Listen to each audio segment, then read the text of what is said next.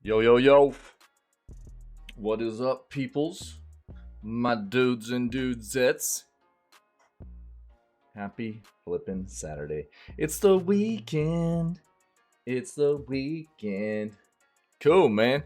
We're gonna do what we do. What up, Tim Win? What's going on, buddy? My dude, Tim Win. What you got for me this morning, brother? Thanks again for being generous and giving away that key in the Discord yesterday, dude. That was very, very, very nice of you, man. We got video gaming news this morning, and then we got another fantastic day at BG3, man. Yeah. It's been a lot of fun. We're gonna do a bit of revamping for our character. Pure spellcasting feels a little underwhelming, especially with the feats. The feats that they've given you in BG3 feel very, very catered to melee-styled characters.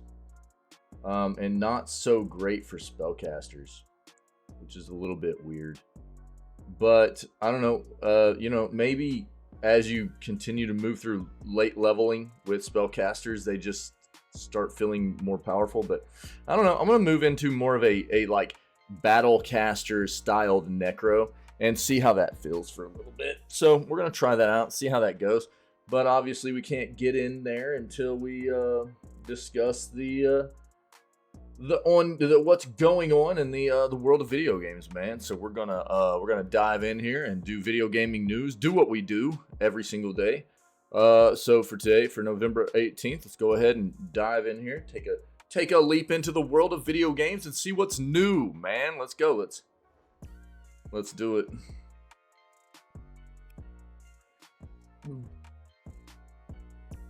I don't have all of the holy crap, man. Yeah, I'll pull that up, dog. Yeah, I was gonna pull that up. Thanks. Mick Splash Jr. What up? Thanks for the follow, friendo. Appreciate it. I've got some, again, dude, I had a pretty big backlog of VODs and stuff that I had to go get content made out of, because I had been sick. I was still streaming through being sick too.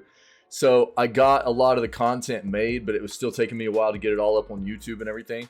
Oh, hey, yo, thanks, dude. I appreciate it. Yo, funny enough, I'm like addressing that right now. I'd been a bit, I've been late on a lot of the YouTube stuff here lately, man, because of I'd been sick, man. Yeah. Yo, thanks, man. I appreciate it, buddy. That's awesome, dude. Yeah. So I actually just got a bunch of the previous like 2 weeks of video gaming news segments put up on YouTube, and then this morning I got some more of the more specific articles actually made public that we had hit over the past couple of weeks and stuff. And so there should be some new stuff this morning as well. And I still have a handful more that are going to go up probably later today, at the very latest by the end of the weekend.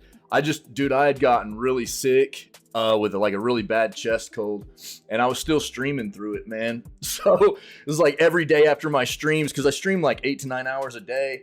And it was like every day after my streams, I was just going to sleep, dude, and trying to sleep off this sickness. So I do apologize for the, delay on a lot of the content on the YouTube page and stuff. But I'm trying to get caught up right now. It took me, dude, I worked all day because Wednesday's the usual day off, And I worked all day on Wednesday, basically. I had like an appointment that morning, a life appointment kind of thing. And then I worked all day, dude. I made like 60 flipping videos that day, just highlighting content out of our VODs from streams and stuff. It was brutal, dog. I had so much content I had to go back and it sucks to get behind, dude. It really does. But I got it, man, and we're getting back caught up, so it's good. And I really appreciate that, dude. That's really what the YouTube channel is for us here, The YouTube channel is not something I look at as like something for monetization. It's like an outreach thing for me. We got an awesome community of people here, and I'm obviously passionate about the gaming industry, just like everybody else that's become a part of our community. And so the YouTube channel is more about just like trying to promote more healthy kind of look at how to move forward with the gaming industry as far as I'm concerned, as well as like an outreach. So if people come across our videos and content and stuff, it's trying to like show people who we are, what we do, the fact that we do this 6 days a week. We're live 6 days a week, and trying to, you know, just reach more people to come be a part of what we do, man. So that's awesome, dude. That's where you found us, and we're happy to have you. Mix Splash, what a cool name, dude. That's just fun to say. Mix Splash, dude. Cool, man. So welcome in, buddy. Very nice to have you. Let's go ahead and dive in here. Yeah, Timwin got us a little bit of some. This is an interesting thing for us to talk about. So this is and you know. Let me let's pull this up here. So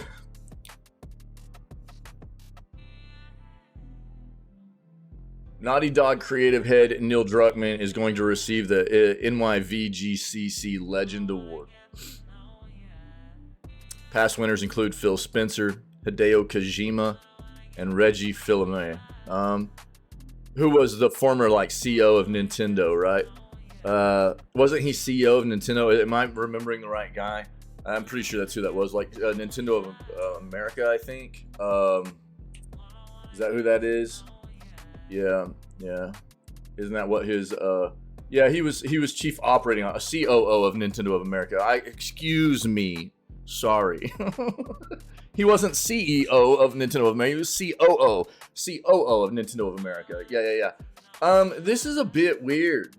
I agree. We'll talk about this. And I think it's also a bit concerning. Like, you see something like this come out of. One of the things Timwin and I were talking about, and we'll flesh this out as we talk about this article in full. For people that aren't aware, what we normally do is we go through. I take anything that people have brought to me over the past day of finishing yesterday's news segment, like what Timwin brought to my attention was this in specific. And then we'll go through an entire search of like basically the past 24 hours of what has come up in the industry. We'll find pertinent articles for us to dive into, and then, you know, I'll turn off the music and we'll actually dive into each specific article, right? And we'll do that with this article, obviously. But I think that, you know, one of the most recent things that really has me kind of weirded out about this is like, you know, if you didn't know, they ported The Last of Us Part 1 to PC, and it was a hot piece of garbage. And it's like, who does that fall on? You know? Who does that fall on? Obviously, you know, Naughty Dog as a whole, yeah. But here's the thing. Naughty Dog didn't even do the port. So you can't actually, you know, throw shade on their development team for doing that. It falls on their management. Neil Druckmann falls on their management for assigning this port to a company that wasn't going to do a good job with it. And then it also falls on their management, Neil Druckmann, for not vetting the product properly before publishing it. Yet, here this individual is now going to receive an award that puts them in the same light as somebody like Phil Spencer, Hideo Kojima. You know what I mean? I don't know that I really agree with that. We'll talk about it.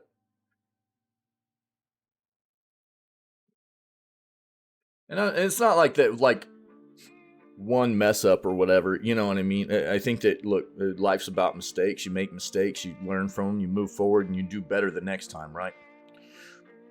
That's what life's about. Life's about, you know, doing better moving forward, which is what I always want to see progression from developers. It's not that we expect them to be perfect all the time. It's about learning from your mistakes and everything. I get that, dude. But is that, and I don't know that I've ever looked at him as being somebody on the same level as other people that have won that award, you know? We'll talk about it. Let's see what else we got here, man. Last of Us Part 2 Remastered launching in January. Bro, when did this game release? Initially. This has become such a big trend in the industry, man. Wasn't this game like late 20-teens, early 2020?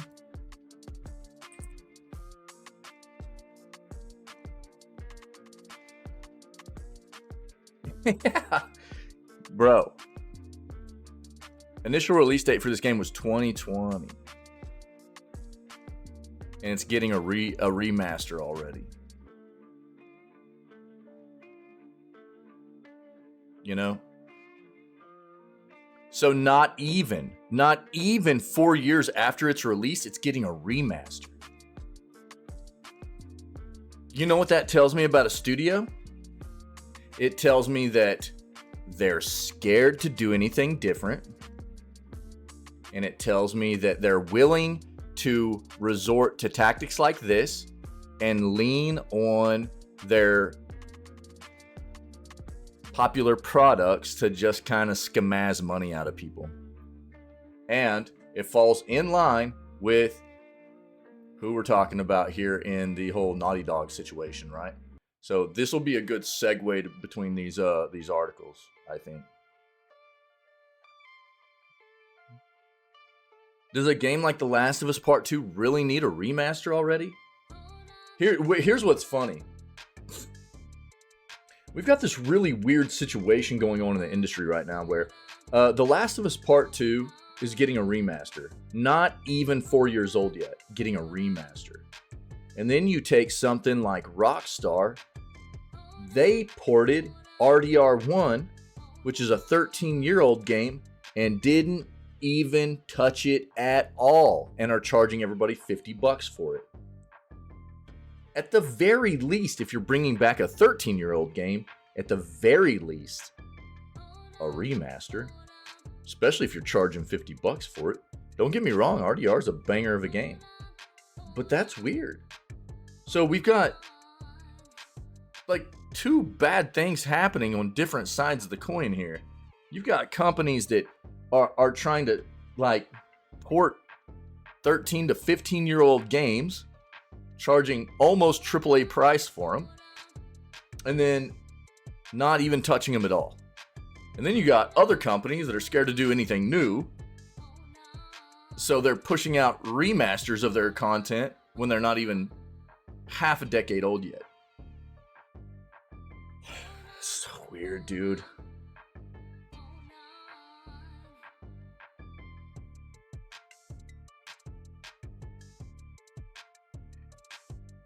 Yo, random emote time.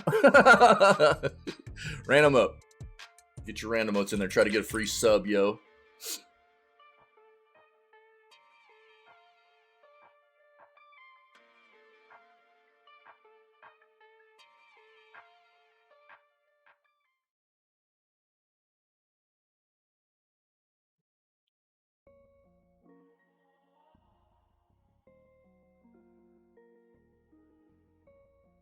Yeah, okay.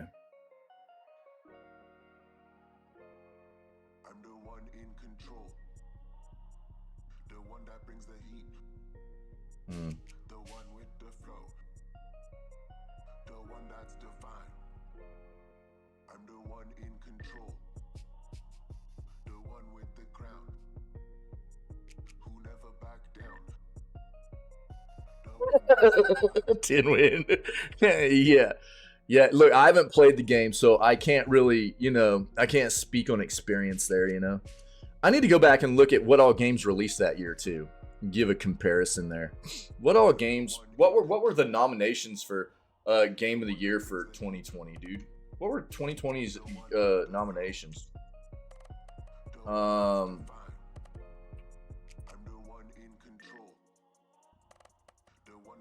Oh, bro, it won over Ghost of Tsushima, too.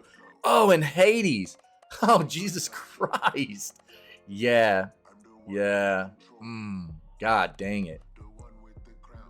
Doom as well. Yeah. Ghost of Tsushima, I think, is a brutal one to get pushed out right there. This year had some, like, Final Fantasy VII Remake as well. Look, I'm not a fan of I'm still bent about the fact that Square just can't port their games to PC worth of crap. But you know. And look, I haven't played this. I haven't played Ghost of Tsushima either. But they're notable games. There are a lot of people like these games. What are the Metacritics for these? Not that that's always a telltale case. You know what I'm saying? I agree. Animal Crossing New Horizons, also, for sure. It absolutely shouldn't be overlooked, and that's a good point, dude. I did that right there because this isn't something that appeals to me, you know, and that's just I messed up right there, but you know what I mean. Obviously, whenever I look at something like this, the first things that pop out are like this, you know what I mean, instead of looking at it in like an unbiased kind of way as to the kinds of games that appeal to me more. But Animal Crossing, dude, for sure. I mean, I don't know. We would need to take a look. You know, that's one of those. It's very respective kind of thing too, though. You know, like, you're gonna have people that feel the same way as you. You're gonna have people that feel the exact opposite of you. There's a reason why all these games are nominated. Yeah, they're all bangers, dude. They are. I've never played The Last of Us. I never dove into that series, right?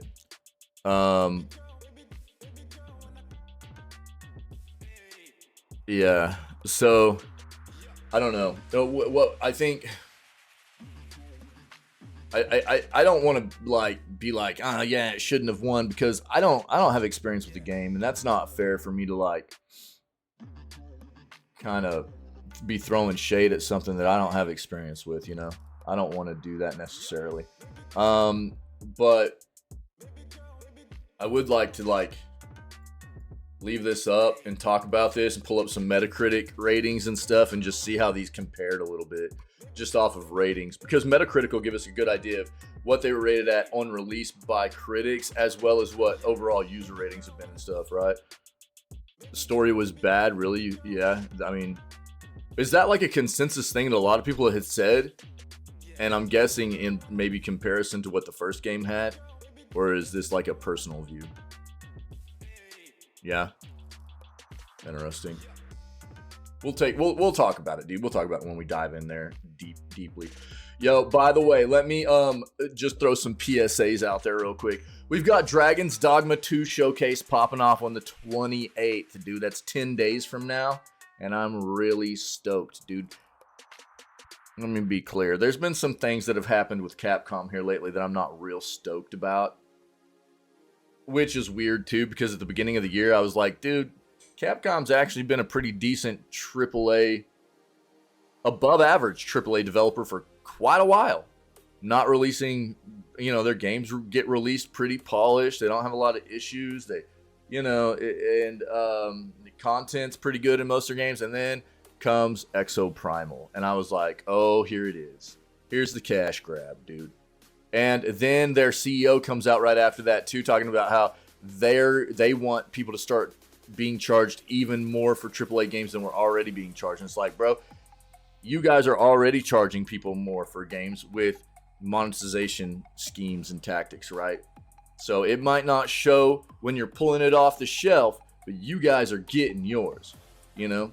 And that, you know, it sucked to hear the CEO say that. But to be fair, Dragon's Dogma 1 was a banger for me. I loved that game. I put 130 hours into that game when I played it initially. It was so much fun. By the way, that game goes on sale all the time for like $5. I would say even at a $30 price tag, which that game's like a decade old now. Yeah, I know, Tinwin. I know, dude. Agreed. I mean, you know me, dude. I talk about that all the time. One of the biggest obstacles I think for most people in gaming nowadays is price tag, you know? And we keep hearing about, you know, these big companies wanting to charge more and more and more, which is why I think that, you know, whenever I talked about how off-putting it was to hear about how Mint Rocket, and by the way, shout out to you, dude, for making me aware of this. Mint Rocket's not an indie dev or whatever. I'll still promote the crap out of Dave the Diver. Because, dude, I got a lot of game time and fun game time out of a game that costs $20. You know what I mean? I think that's something that you have to, and it's the same thing as Hi-Fi Rush, right? Hi-Fi Rush, dog. You know, that's one of the things that made that such a special thing for us at the beginning of the year. For all the terrible games that we had seen terrible game releases over the year before that, you know, the year preceding, like the Hi-Fi Rush drop, for it to be shadow dropped, a $30 price point from a AAA dev, and for it to be a good, solid amount of gameplay, have replayability, and just be a banger, man, that was so refreshing, you know?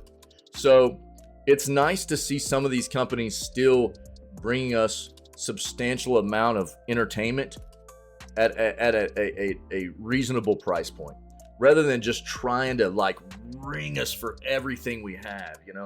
And look, I've actually got an article that I just put up on YouTube that's about basically this right here. Let me show you.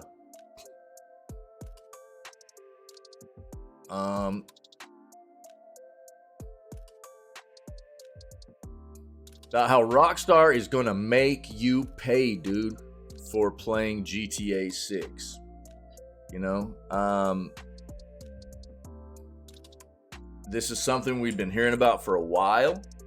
There's your link to that if you want to see it. And my sentiments have always been, you know, especially in like a live service game or whatever, and there are a lot of really well developed, there are a lot of really bad ones too, but there are a lot of really well developed like free to play games, right? And I honestly have always felt like it makes sense to support developers for the, you know, amount of entertainment that you're getting, you know, at a reasonable level, you know. It's like something like Warframe's a banger of a game, dude, you know. Warframe's a banger of a free-to-play game, and you don't have to spend a cent on that game if you don't want to. It's got an amazing economy behind it that you don't. If you want to grind, you can get just about everything in that game just by grinding. You know, something like, oh, I know, dude. I know. I've been talking about that too. And I think that it showed, especially towards the end of the GTA 5 life cycle, where they were starting to implement like a lot of the subscription-based stuff into the online version of it and everything. Dude, it's going to be so gross. I'm kind of calling it, dude. I think that what you're going to see with like GTA 6 is you'll buy the base game. It'll be expensive. You'll have to pay like a subscription service to play online. It'll be expensive. Yo, what up? Yo, Mama OA in chat. Everybody be good. Be good. No, I'm playing. What's up, Mama? So you'll have like, they'll have all kinds of monetization in it. It'll be riddled with monetization. You know it will, dude. There'll be different tiers of subscribing to the online stuff. I think it's going to be riddled, dude. You know? And I think that there's an appropriateness of supporting developers for, especially if you're getting a lot and a long time of good entertainment out of a game. You know? If you're getting hundreds, if not thousands of hours out of a game, I think it's appropriate to support in a monetary fashion, you know what I mean, from time to time. I truly believe that, you know, but there's a difference between, you know, an appropriate amount of what should be supported to the developer and the developer just wringing you dry too, you know, because they know they can, because they know people want to be in that game. And that's what I think Rockstar is going to be doing with GTA 6. Yeah. And we all know that they don't give a crap about anything else, really. Like even RDR, which is such an amazing series for them, and so many people love it. They don't give two hot craps about that game, really, unless they just absolutely don't have anything else to focus on for GTA 5 or GTA at the time, you know? And they have so many other bangers, dude, that everybody wants to see come back to fruition in modern gaming, like Bully, Midnight Club. I mean, you name it. They got so many titles. They don't care, bro. They don't care at all. And then, you know, you see them do something like bring RDR back to the table as a port, a 13-year-old port, dude. Nothing. Didn't touch it at all. Ported that game. Didn't touch it. Just ported it. And then charged $50 a pop for it. Disgusting, dude. I think that's just a huge show of who that company is nowadays, you know? Which feels terrible, but it's not the first time we've seen it happen, you know what I mean? My short child. You meant your favorite. I knew what you meant. That was probably just a mistype. Probably an autocorrect right there, right? Yeah. No doubt. I know.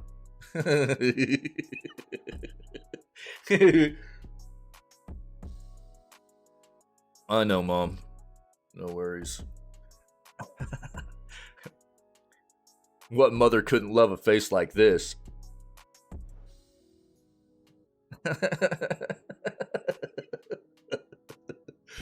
But yeah, the Capcom thing's a little bit concerning, you know. That's a little bit the things that we've seen, and I've got some articles on YouTube about the CEO statements and everything, you know. So those are a little bit concerning, but I'm gonna be playing Dragon's Dogma 2 on release. Like I said, Dragon's Dogma's 1. Yeah. The locks are they're Audi 5. Yeah, I still got a lot on top. But the long hair is Audi 5000. It was time to you know, try and please the wife a little bit. She's dealt with me having the long hair for over a year now, and she doesn't dig it too much, and you know, she never tells me what to do with it, you know. So I figured it was probably, and it's a pain in the butt having long hair. I loved my long hair. I loved it. But dude, it's a pain in the butt. I need to get back to that easy life, you know.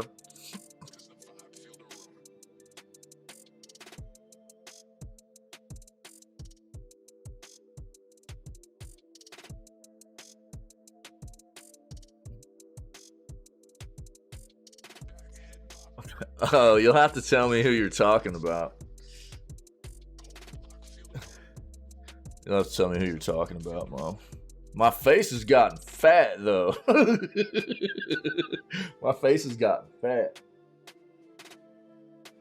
Yeah, it's because the wife keeps feeding me. Sooner or later, it'll be gone. That's not true, man. That's not true. Nope. As a matter of fact, my mom's dad you know what I mean, had tons of hair whenever he passed. So yeah, I always change my look up. I can't look the same for very long. Yeah. Yeah. So I mean, it doesn't always leave, dude. And you know, my dad and his twin, dude, they've still got a ton of hair too, man. But I've got it's weird. I've got it on both sides of the men on both sides of my family.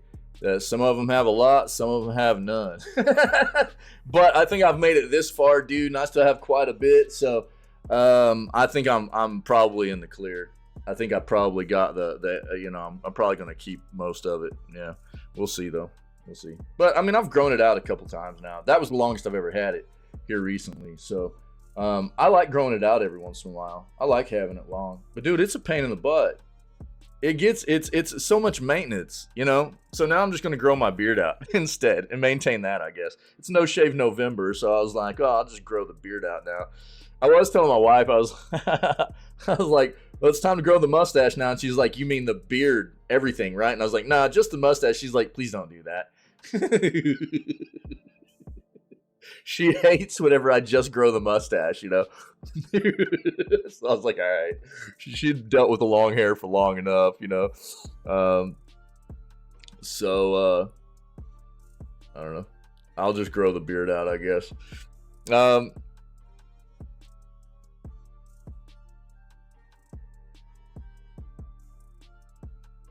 Well, they're not even, you know, the challengers, they're stopping making challengers, if you didn't know that, Michaela.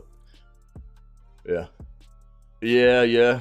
There's getting a little bit of salt up in that bad boy too, though. You can't really see it on the stream, but there's a little bit of salt popping into that red too, you know, which is fine. I'll rock it. I don't care, you know. Yeah, but yeah, the longer the beard gets, the more like kind of deep red it looks. Yeah, getting a little bit of salt in there nowadays. Yeah, that's all right. That's just that wisdom showing through. You know what I'm saying? Yeah, Michaela, they're not even going to be making challengers anymore. I don't know about the Chargers, but Dodge is done with challengers for now. I know that. Let's get back in this. The Dragon's Dogma thing. If you're not familiar with Dragon's Dogma, let me pull this up real quick.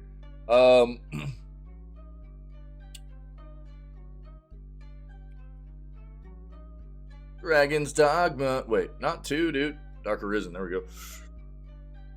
Just in time to play the Angry Elf. That's right. So, this game is very, very cool. It is normally like a $30 game, and I'll tell you this. For how much time I put into it and how much I liked this game, I put 129.2 hours into this game when I played it. I loved it. I thought it was so good. This game originally released back in like 2016. And I think that even for $30, if you're going to get even 100 hours out of this game, that's a very, very good price point. But this game goes on sale all the time for about $5. So if you've never played Dragon's Dogma, look into it. It's a very, very good single-player RPG. It is very fun. It's got some cool, unique kind of mechanics in it that I've never seen in another kind of RPG. I won't deep dive into the breakdown and stuff because we'll be looking. A lot of what Dragon's Dogma 2 is bringing to the table is being brought over from the first game as well. If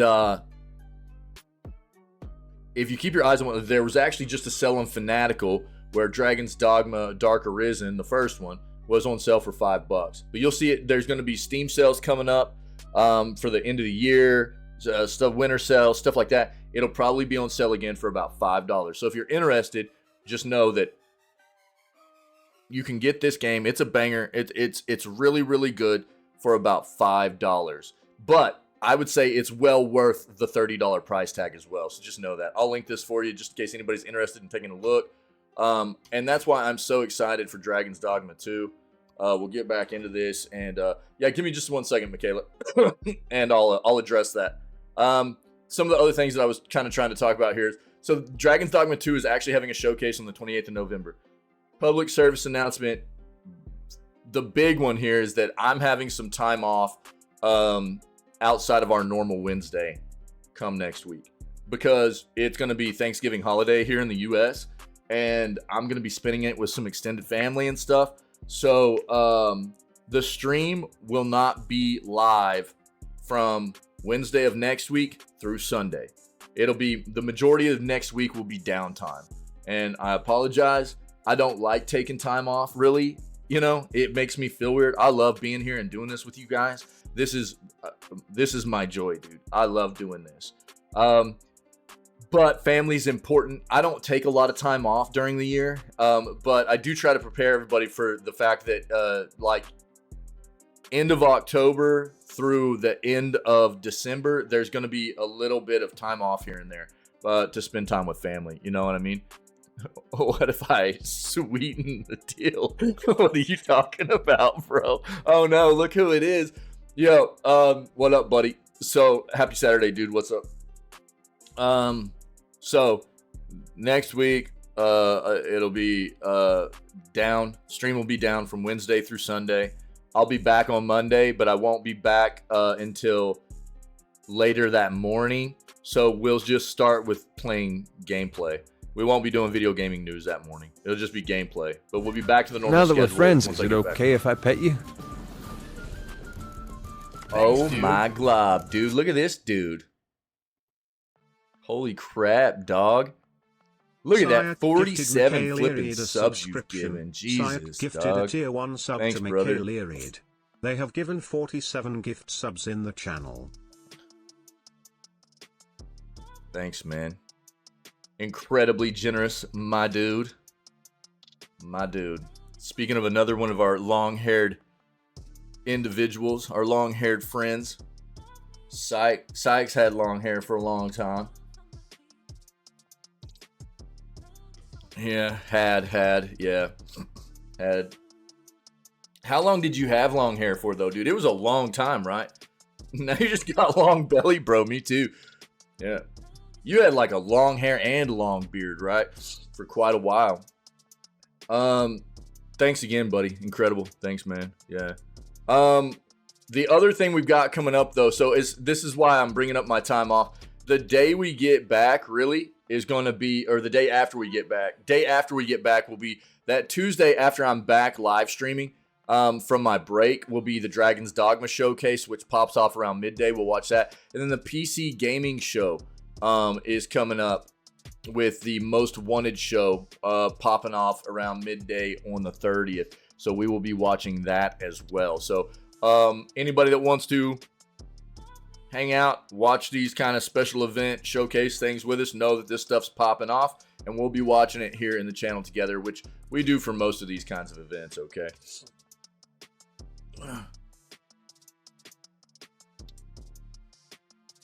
Edge. Seems most people were just polite, wouldn't tell me they hated it.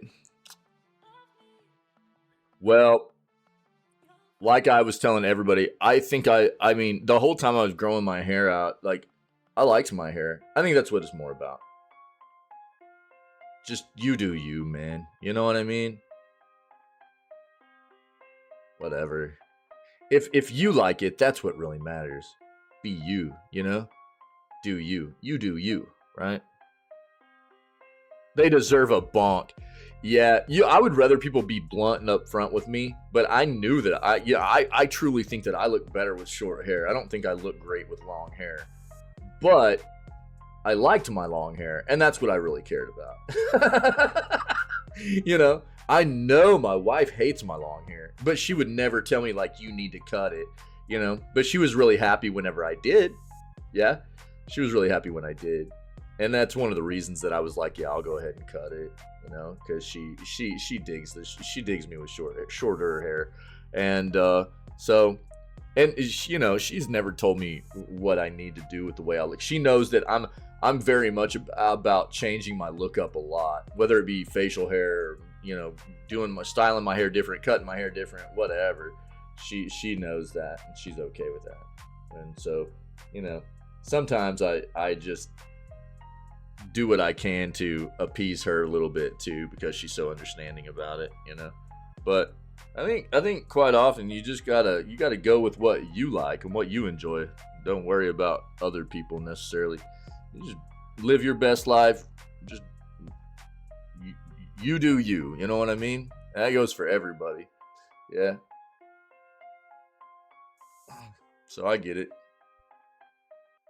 But I agree. I'd rather people be blunt, upfront about stuff, not try to like pull the wool over my eyes or anything. Just tell me.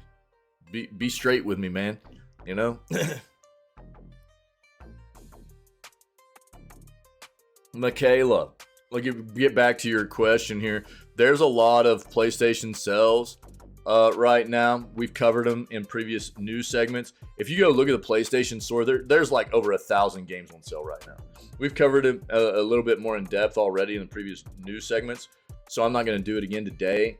But if you look at, like, let me see. I might be able to pull it back up real quick. Yeah, here you go. Check this out.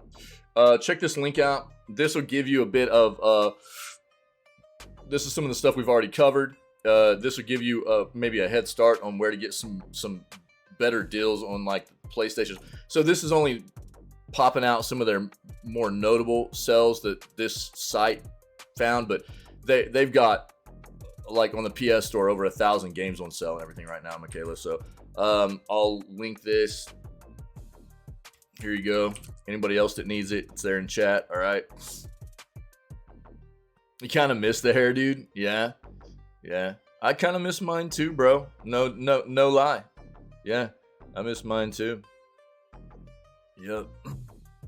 But who knows? There'll probably be some time in the future where I end up getting mine grown back out. You know, it'll probably happen.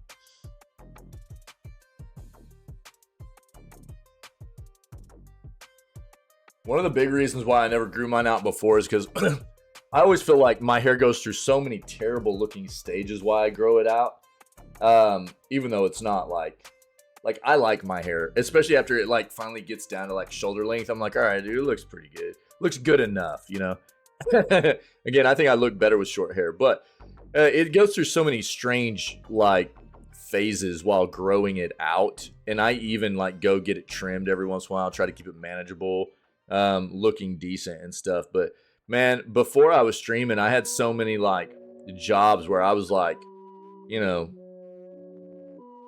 business attire, things like that, and growing the hair out just didn't mesh well with it, dude. It just didn't mesh well with looking good for work and stuff, and so that's why I didn't really grow it out. I haven't really tried to grow it out since I was fairly young until last year. We got some LG deals. We'll take a look at this. See if we can get anybody some deals. We've talked about Embracer's issues. I'm not going to dive into that. There's so many, dude, it's every day we do the news, it's more and more layoffs. It's so daunting, man.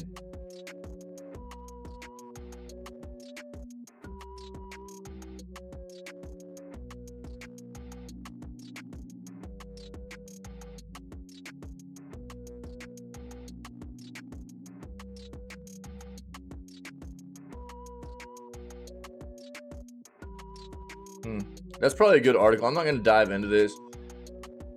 I think that, you know, we talk about game delays all the time because game delays happen all the time. I think that the way that I approach this topic quite often, you guys hear me say it all the time, is delays are warranted. Delays are needed. I would much rather see a delay. I want developers to feel comfortable enough to be able to delay a game so that when it releases polished and feeling good to play, right? But there's also something to be said for games that delay too many times. Yeah, Michaela, for sure. Yeah, hopefully that points you in the right direction. You take a game like, I'll give you something on the exact opposite side of the spectrum. You talk about a game like Skull and Bones, right? Skull and Bones from Ubi is a game that has been delayed roughly 8 to 9 times now, which is bonkers. I mean, they even had a deliberate hour and a half long release, quote unquote, release showcase, a pre-release showcase for the game in October of last year, and they've delayed it 3 times since.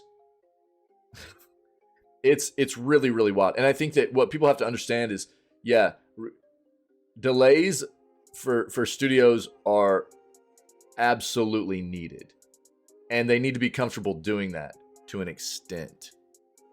There's also an issue of whenever you see a studio delay too much, it's, in my opinion, an indicator that something is wrong internally with that project. And it always raises red flags for me about being very, very hesitant and lowering my expectations on what that game's going to be bringing to the table on release. If a game has like 3 or more delays, it usually is telling me there's some pretty bad project management going on. There's some bad communication going on. There's, unacceptable! Exactly, Michaela. There's some bad stuff happening on the internal parts of... there's a lot of moving parts for game development. It's not an easy process. But from the outside looking in, I think that we've been jaded enough by the bad releases and stuff that you have to look for the identifiers that give you an idea of some of the things that you should be avoiding on release, right? And that's what I do. And that's what I try to educate people on.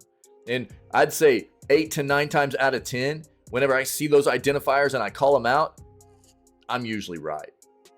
And delays are one of them. If there are too many delays, it's usually an identifier that something is not going well in the development of the game, and usually the release is kind of mediocre to subpar on those types of games.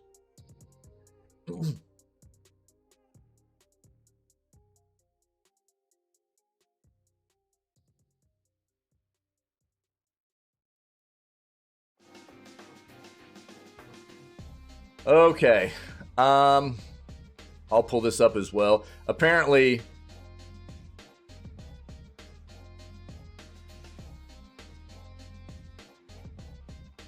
Last of Us Part 2 on PS5 for $10 using their upgrade path stuff.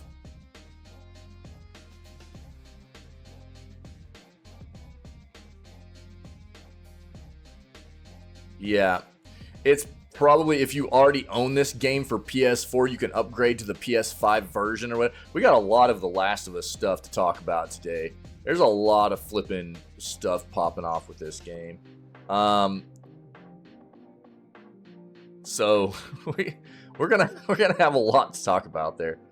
Yeah, more PS5 sales continue to soar for Sony. Here's some more stuff for anybody, Michaela included, might be looking for some. They're just talking about the actual sales numbers and stuff. Yeah.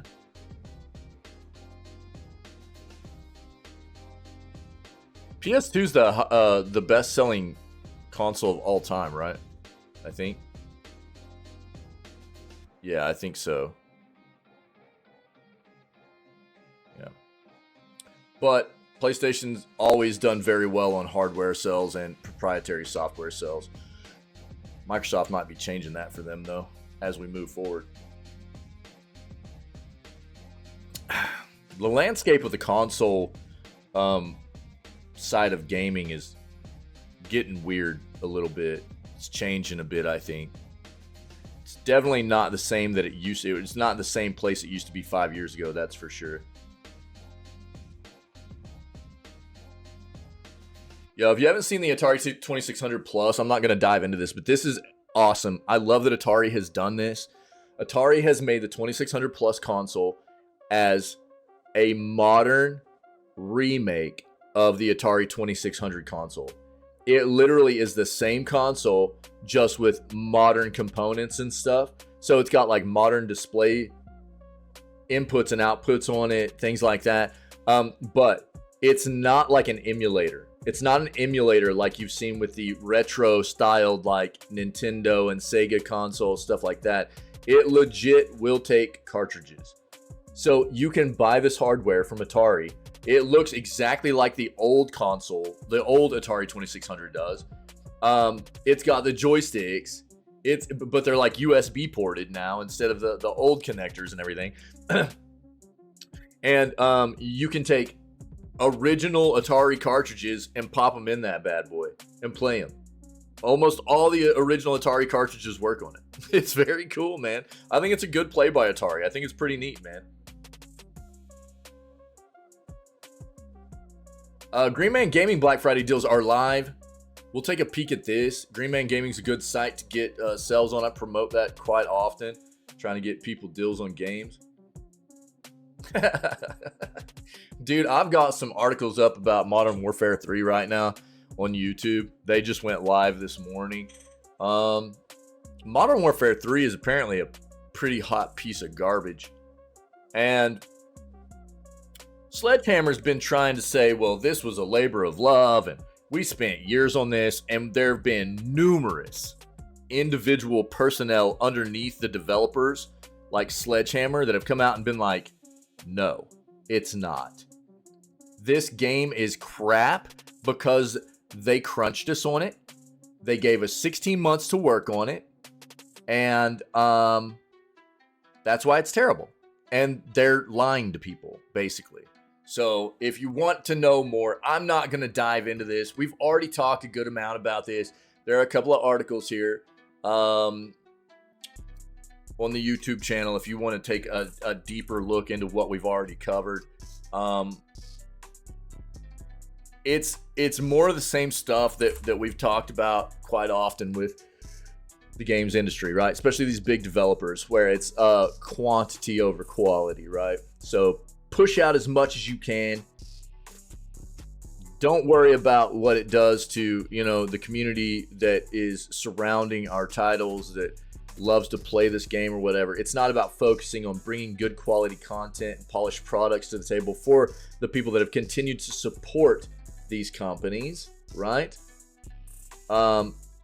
They know that people would buy it because it says Modern Warfare. It says Call of Duty on it. They knew people would buy it because it said Call of Duty on it. And they scammed people with a very, very subpar product. I love to see the fact that there are individual personnel that have worked on the game underneath these companies come out and be vocal about it. That's what I like to see. While Sledgehammer continues to try and deny it, of course they're going to deny it. You know? Why wouldn't they? They have everything to lose.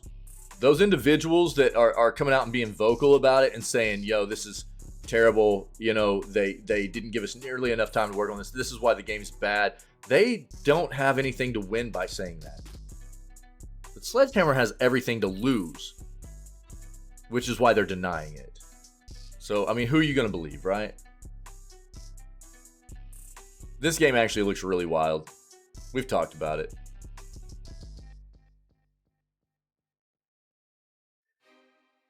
We've talked about the Knights of the Old Republic remake quite a bit too. Right now it's dead in the water, dude. TLDR, if you don't know, this was a collaboration between Embracer and Sony, right? It was originally Aspyr Studios. Aspyr had been working on this. Aspyr is a subsidiary of Embracer. Aspyr had been working on this game, the remake of Knights of the Old Republic. And let's be very, very clear here. Anybody that's going to be remaking Knights of the Old Republic, you better do a bang-up job or you're going to get absolutely slaughtered for it. Because this is one of the most notable RPGs of all time and the best Star Wars game ever made. Consensus. I mean, for me, it's the best Star Wars game ever made. And most people feel that way. You know? So if you're going to remake a game like this, you better do it right. Well, what happened was, at some point in the development of the remake, they were showcasing things they had done that were completed for the game with the progress of it. And they were showcasing it in front of Embracer and Sony management, right? As soon as the showcase was done, they basically fired everybody that was at the top of that project. And they put, basically they put the project on like kind of a hold. Then they gave the project to Saber, I think, which was another studio underneath Embracer, and it literally has done nothing since that we know of. So I think that that's what people need to know. It's on like indefinite hold. It's going nowhere, and nobody will talk about it. We hit an article yesterday where I can't think of his name right now. It's the CEO of Embracer was like, I will not talk about this game anymore because this is all anybody wants to talk about. I don't want to talk about this. I want to talk about our other stuff that we're working on. So I think right now people just need to know that until we actually get something official on the front of this game ramping back up in development, it is officially just dead, you know? I don't know. But know this, if you have Prime Gaming, you can go get the original Knights of the Old Republic for free right now. So if you have Amazon Prime, you have Prime Gaming as a nice little addition to having that subscription, and you should be going and grabbing this game for free right now. It's a limited kind of thing that they're giving away, and you should absolutely be going and grabbing this game for free, okay? Speaking of free games, on Epic right now, Earthlock is free, Surviving the Aftermath is free.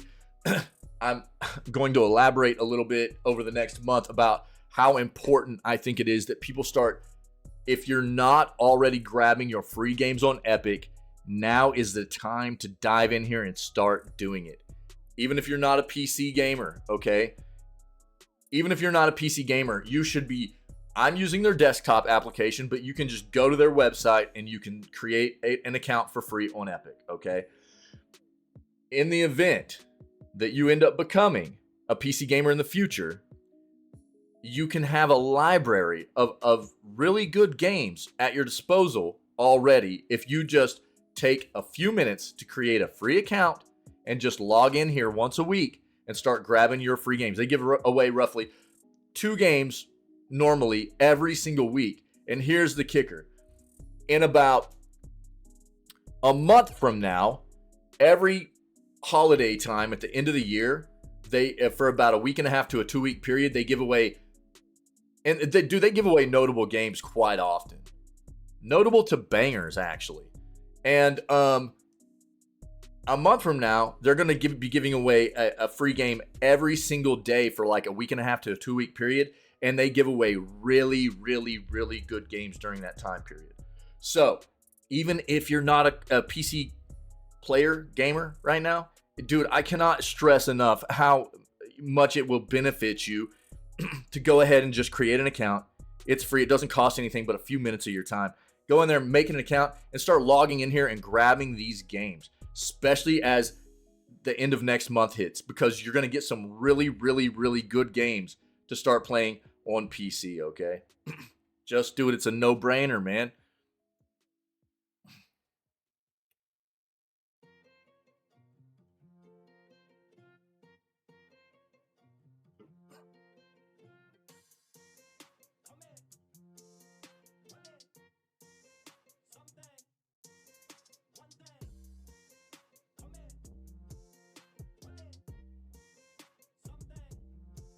What? Peggy released the the release date for Dragon's Dogma 2 is March 22nd. Yeah, I figured it was. They had already said, Capcom had already said they were going to be releasing a big title before the end of the fiscal year. And here it is. So we knew it was going to be Dragon's Dogma 2. We just didn't know exactly what the date was yet. So we'll be starting this on March 22nd, by the way. You guys know, like last year, whenever the year turned over, like it was like going from 2022 to 2023, we took a couple to a few days and made our schedule together, right? So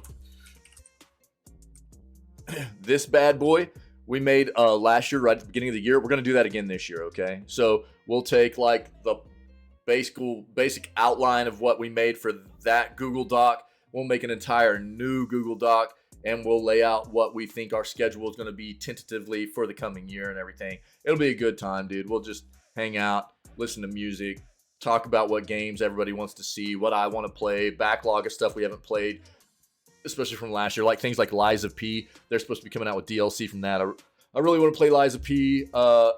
Backlogs of games that I have never played that I've been wanting to play that like I wanted to play last year, like the Metro series or like Subnautica and Below Zero, stuff like that. You know, we'll just get everything laid out as well as like the TBA games for the coming year, and it'll be a good time, dude. We'll figure it all out. EA removes game from sale without warning. We'll see what that is. Good old EA, you gotta love it, dude. Persona 6 confirms major change from Persona 5. We'll see what that's gonna be.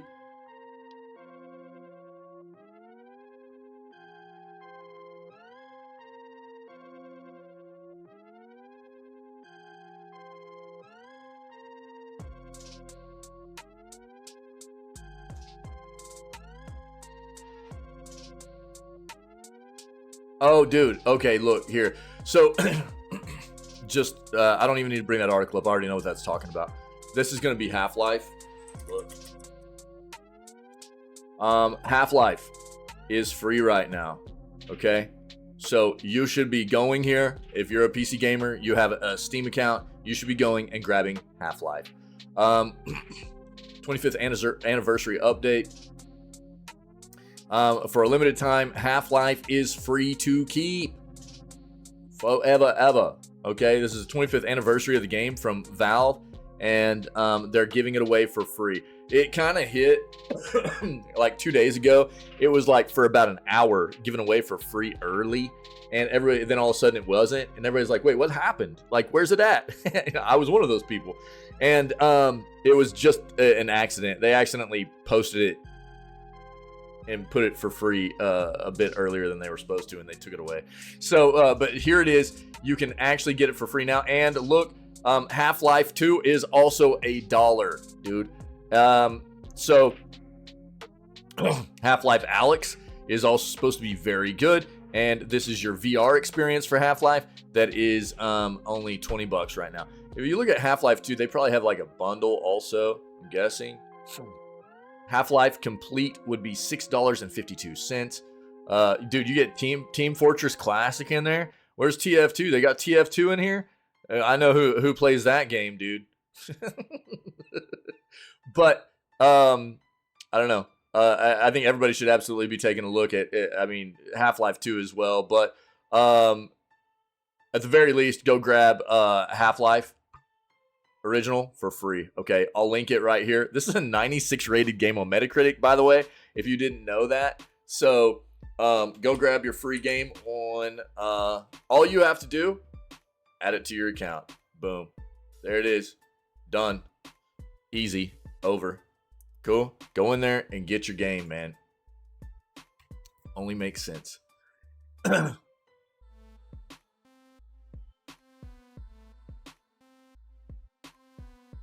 New PS5 free download saves you $60. We'll see what this is.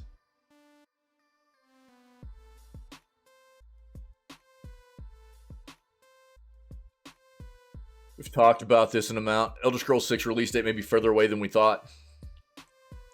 They're just now starting to focus heavily on Elder Scrolls 6 because Starfield released, right? And so we'll just have to pay attention and see. It just depends on how much they had been able to actually get done while they were working on Starfield. But we know that now they're full steam ahead on it. And we'll get the information when we're supposed to. Let's take a look at our other search real quick. Then we'll dive into all these.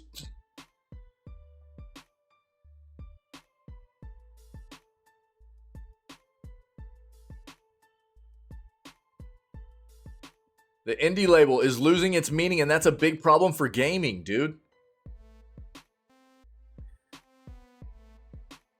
It's talking about Dave the Diver, yo. We don't need to dive into this. I can just talk to you about it. I'll link a VOD from the, oh, tell me I don't have Dave the Diver on there yet. Oh, crappers. I'll have a VOD up there later today. Wait, what? Where is that?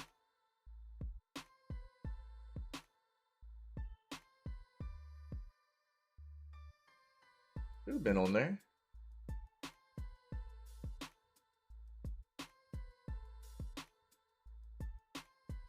Oh, here it is. Oh, yeah. Okay, okay. Yeah, it's not public yet. It will be later today. It's not public yet. That's why I missed it. Nice, good to know. Okay. So I will have that public later on today, but here's the deal. And shout out to Tim Wynn for making me aware of this. I was under the impression that this was an indie game all year long. I played it earlier in the year, and I will stand by the fact this is a banger. I think everybody should play it. It's a lot of fun. It was a great experience. For $20, I got 55 hours of gameplay out of this game. Every single day, I got some kind of new kind of gameplay mechanic to mess around with and experience in the game. It was hilarious. The game was so flippin' funny, dude. And it was just really refreshing to play, you know? And Mint Rocket is the developer behind this game. What I didn't know is that Mint Rocket... See, here's what's weird. The game has been labeled the entire time as Mint Rocket Developer and Mint Rocket Publisher. What's weird is that this is actually a subsidiary of Nexon. And why it wasn't pushed out as Mint Rocket Developer and Nexon Publisher, I don't know. Now, they've been very upfront when asked about whether they're an indie developer now, and they're saying, no, we're not. We're a subsidiary of Nexon and everything, but I don't know why they would not just be published by their parent company, other than the fact of maybe trying to deceive people a little bit about being more of an indie developer. You know, it's kind of a weird play as far as I'm concerned, but this is, I think everybody's going to have a little bit of a different idea of what it means to be an indie dev, or what developers would or would not be considered indie developers. But if you're a subsidiary of a big company like Nexon, in my opinion, no, you are not an indie developer. You've got too much backing from that parent company. You know, an indie developer means independent. And in my opinion, it should be an independent, small developer too. Meaning probably under 20 people, something like that, you know? And when you look at, like, because I mean, to be fair, a company, we've talked about this, a company like Larian could be considered an independent developer. They're not owned by anybody. They are their own company. They are not a subsidiary. They do not fall under any other company. They are their own company. But they're massive. They are huge. So most people are not going to consider Larian for an indie award, right? But in the same capacity, just because a company like Nexon breaks off a few developers and puts them in this corner and goes, okay, you're going to be called Mint Rocket, you know, doesn't make them an indie dev either. Yeah. Indie developers should be independent companies, no parent company, anything like that, that is made up of a small number of people to complete their projects, in my opinion. And I think a lot of other people fall into that same category of feeling that way. And it's pretty off-putting to see Dave the Diver, honestly, in the running for these awards for indie. And dude, I thought they were an indie developer until here recently. And again, shout out to Timwin. I had no idea they were a subsidiary of Nexon, because the whole time that I was playing the game, all I was seeing was Mint Rocket developer, Mint Rocket publisher, and I was seeing no information about them being a subsidiary of anybody else. It's a little bit deceiving, and I don't like. The game's a banger. I'll stand by that. It's a neat, and I don't think it's a bad play by a big developer to take some of your good personnel that maybe, you know, mesh really well together, that synergize together, and go, you know what, man, you guys have some really good ideas. You seem to work really well together. Let's put you over in your own little place and see if you guys can come up with something special. You know, I don't think that's a bad play, but I think that you need to make sure that the gaming world understands that that's still part of your company. You know, this feels a bit deceiving.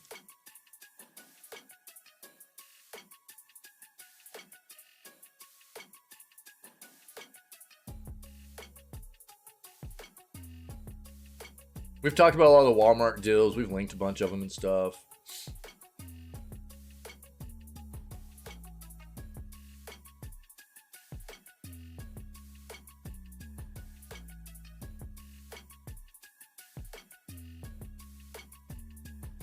Yeah, we've talked about this too. 2023 is an absolutely, it's an anomaly, dude, for the amount of phenomenal, outstanding, mind-blowing releases we've had this year. It's really, really wild. We haven't seen anything like this in a long time, man. A long time. Normally every year we get like maybe a handful of games that are breaching that 90 score. Maybe a handful. Normally it's like 3 average, probably something like that. Breach that 90s. Dude, this year has been riddled with 90s. Riddled with 90 ratings, and that's not even talking about the amount of like mid to high 80 rated games and everything too. It's really, really nuts, man. And hopefully it's a good indicator of maybe things to come for the industry after we've been dealing with so much for so long of terrible game releases and stuff, man. I'm hoping that anyways.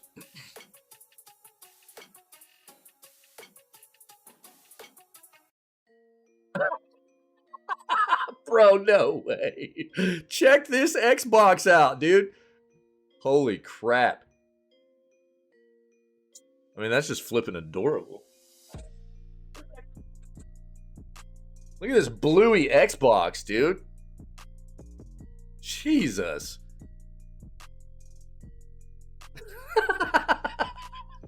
That's great, dude. That's funny.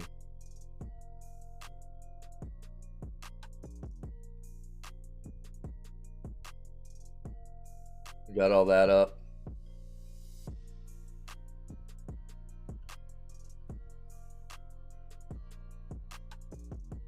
Arc Raiders gameplay leak. Dude, let's take a look. Arc Raiders looks like it could be solid, man. We'll see, though.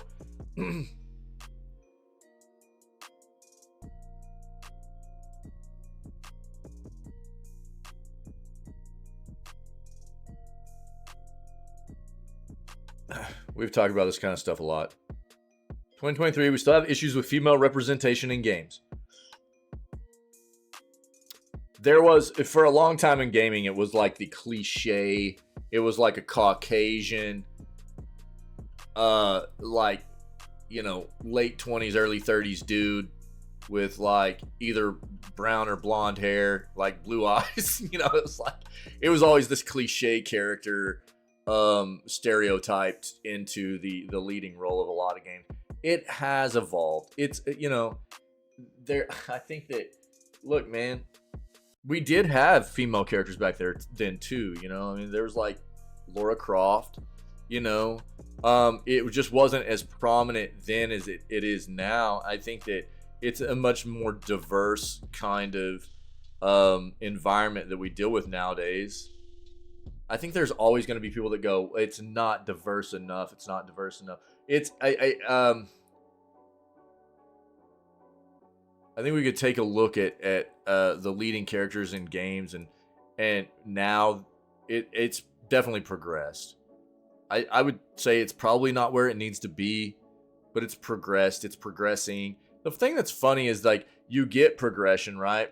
You get people go, oh, it needs to progress, and then you get progression, and then people also on the other side of the coin go, oh, well, this is stupid. It shouldn't have been, you know, we shouldn't have a girl as the lead character in Fable. It's like, right?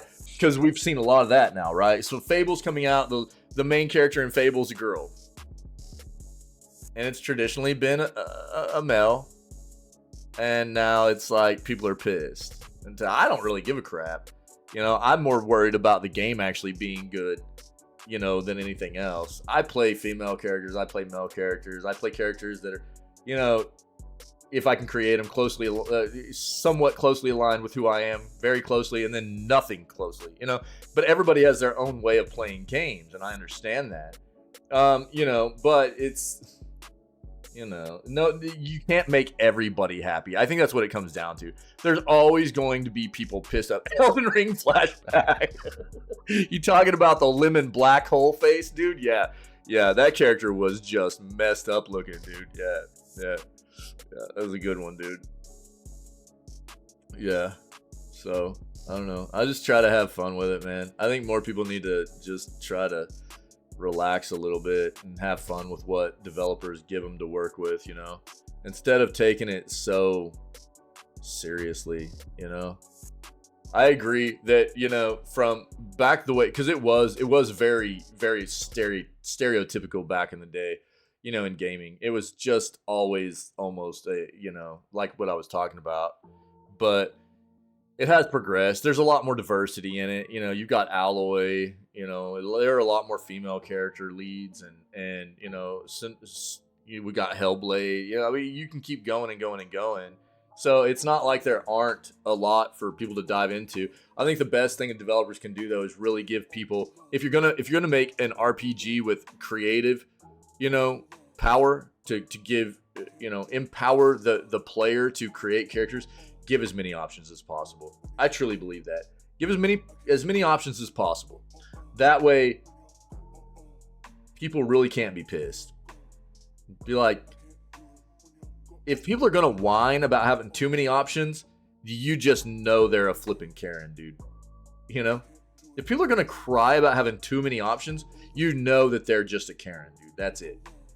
I'm sorry.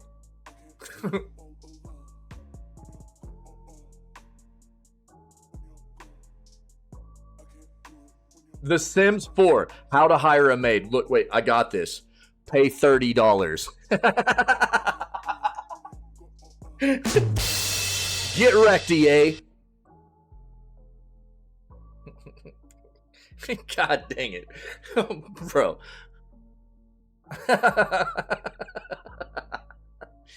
Jesus.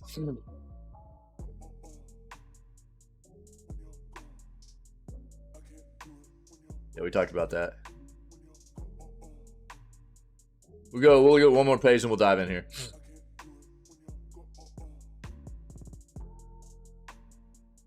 Talked about a lot of Nintendo sales already too.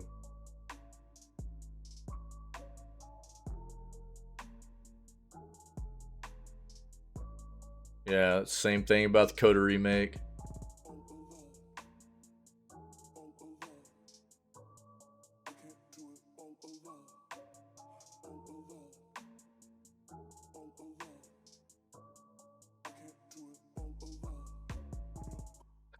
That's funny.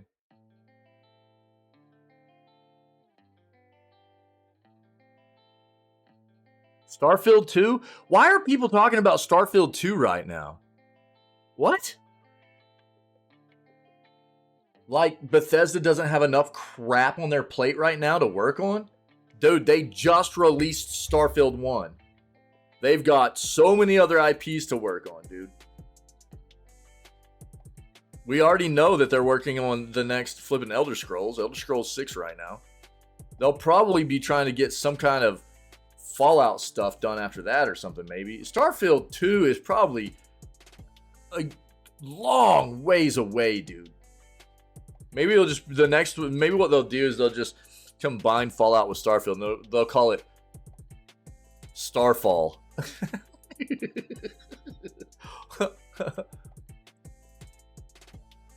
Or Fall Star, you know, something like that. Fallfield. That way they don't have to focus on different IPs anymore, you know?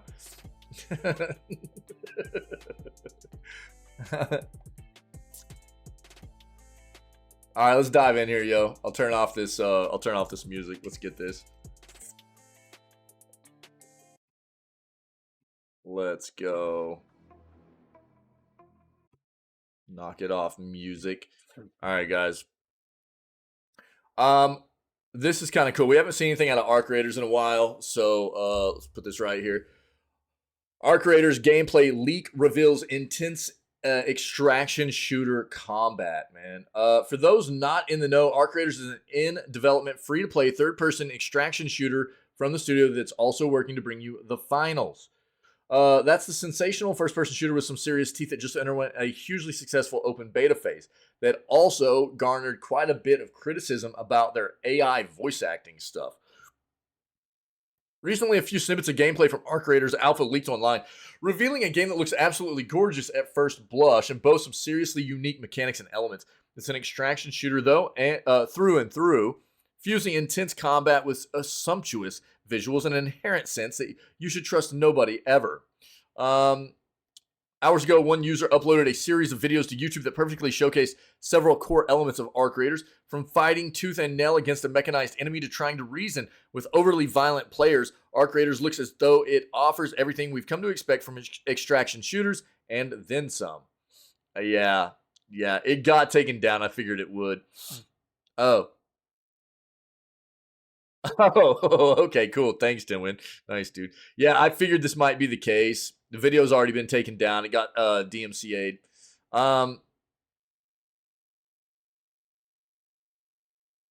There are some links here. You might be able to track some of this down. I'll link it for you. It sucks we're not going to be able to look at it, but it is an Unreal Engine 5 game. We know what that means.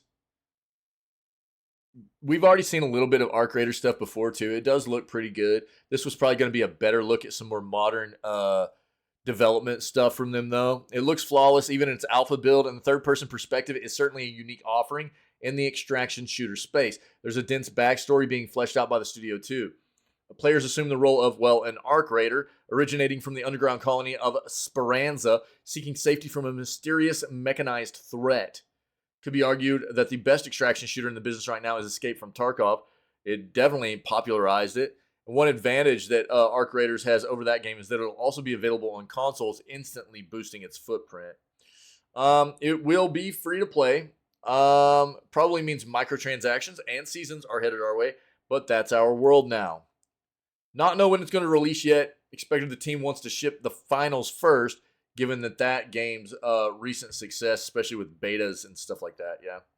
If you need anything out of this, I'll link it for you. Hunt Showdown's better. Fight me. Tinwin says. You mean better than Escape from Tarkov? I think it depends on what style of game you like.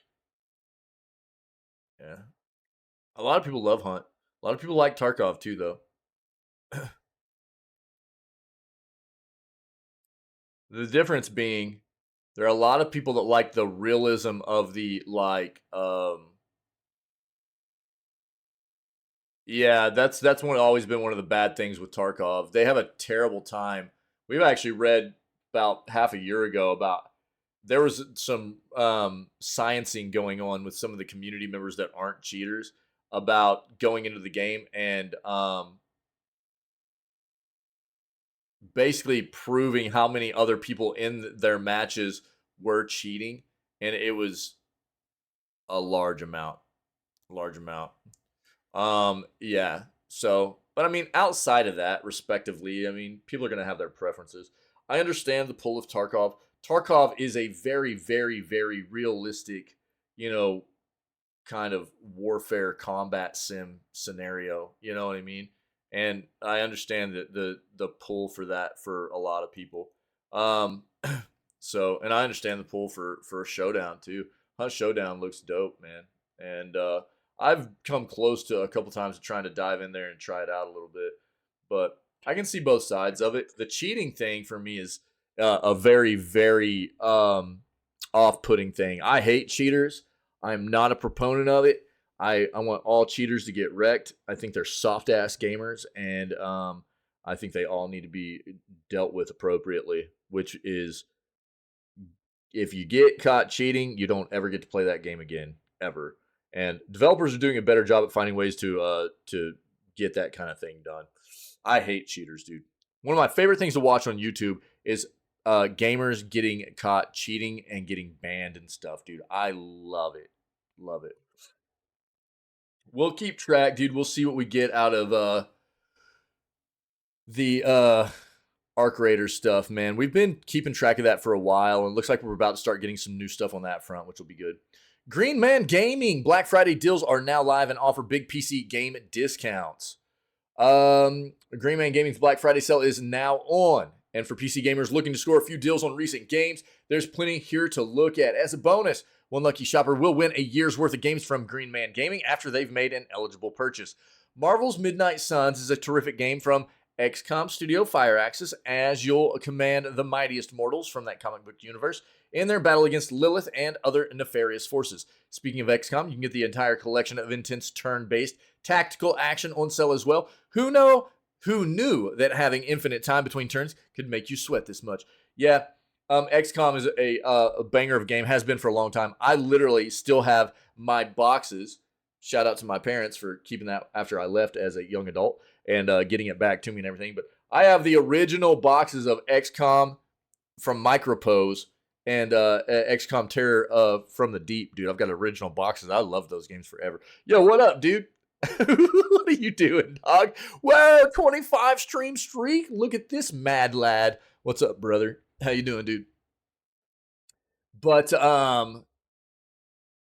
this is what you can see on Green Man Gaming. They've got a link to their site. Green Man Gaming is a legitimate site where you can go get Steam keys, I think they do Epic keys as well. And quite often what you'll find, I'll actually pull up their site in just a moment and show you. Quite often what you'll get is they do sales all the time. And even if there's a game that's not on sale, almost every single month you'll get like a code. If you want to purchase a game full price, you can get like 17 to 18% off of it. I'll show you in a moment. Fanatical is another site that does basically the same thing. But you can see Midnight Sun, $17. No Man's Sky, $30. 1010 Cigars the Pharaoh, $36. Lego 2K Drive, $26. RDR2, $17. If you don't have this game, this is the time to get it, man. Dredge, $16. This is a banger of a game that came out this year. Lot of fun. Jagged Alliance 3, $30. Blasphemous 2, $20. Go get this game if you like Metroidvanias. Do yourself a favor. You will not regret it. Deus Ex Collection, $8. Flashback 2, $32. Remnant 2, $35. I had a lot of fun playing this game as well. Borderlands 3 Ultimate Edition, $26. PGA Tour 2K23, $13. XCOM Ultimate Collection, $17.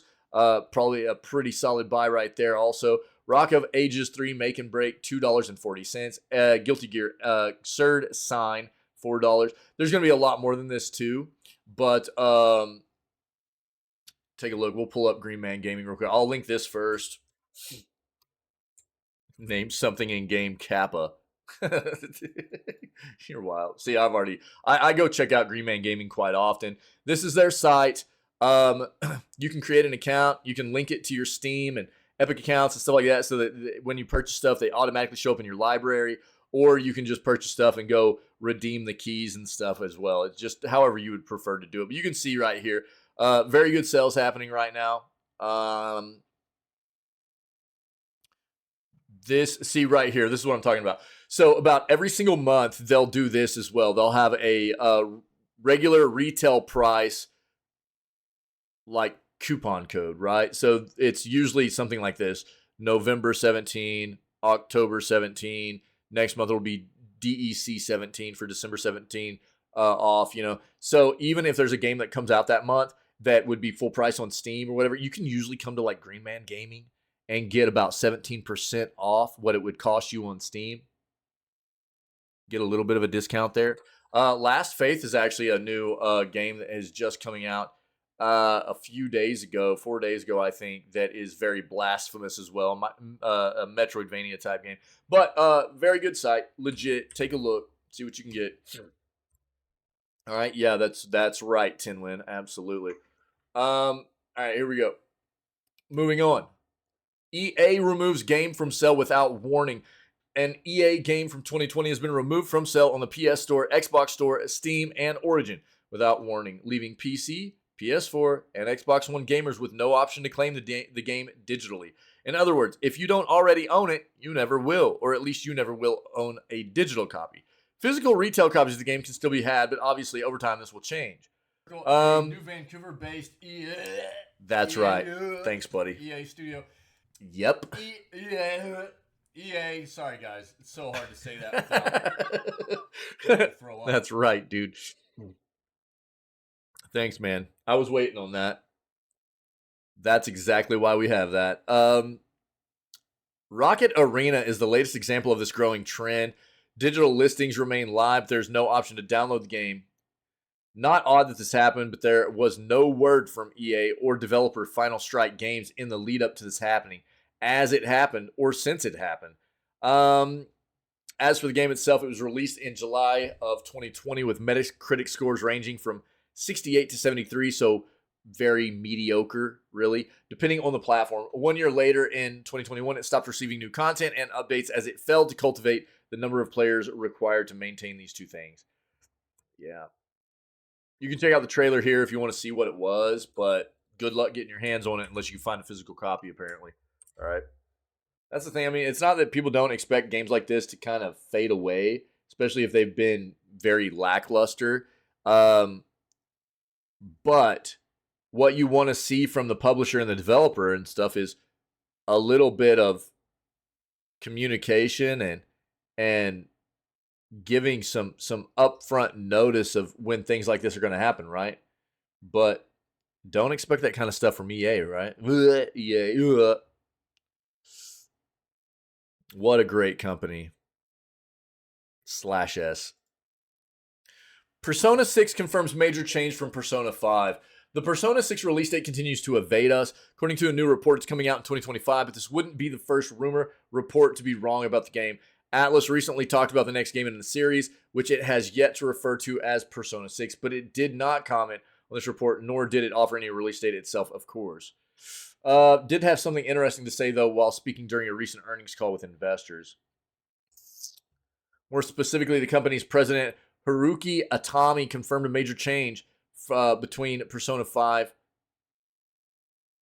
as well as previous installments in the series. Speaking to investors, he seemingly confirmed the next mainline installment in the series will be multi-platform at release rather than a PlayStation exclusive. Interesting. Obviously great news for Xbox, Nintendo, and PC gamers who had to wait years to get their hands on Persona 5 and Persona 5 Royal after they released as PlayStation exclusives.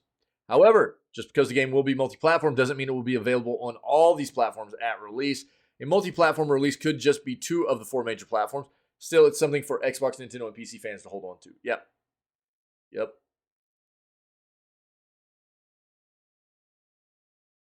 Interesting. Nice. Okay. We'll keep track and see where all it releases on. New PS5 free download saves you $60.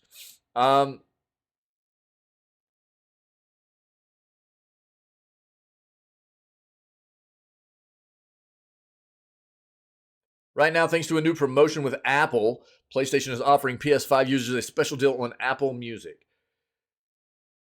Unfortunately, if you're on PS4, there is no similar offer. That said, if you're on PS5 and are interested in Apple Music, you can nab a 6-month subscription for free. In other words, rather than pay the normal $60 it costs for 6 months of Apple Music, you pay nothing.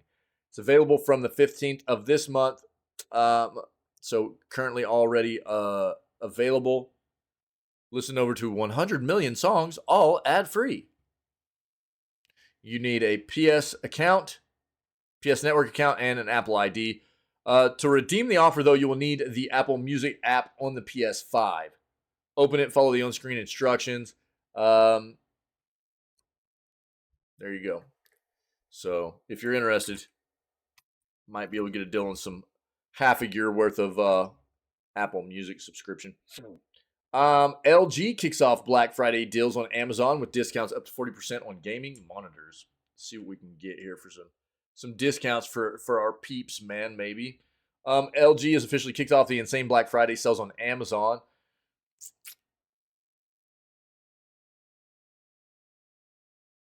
Let me go ahead and just say this real quick. I will promote this. There are some sites. It depends on where you live around the world, stuff like that. I understand that.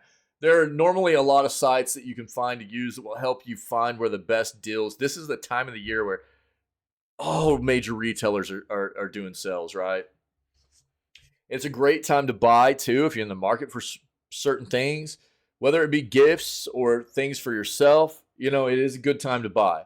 There's a lot of good deals, but it's kind of daunting sometimes trying to determine where you can get the best deal for the things you're interested in, right?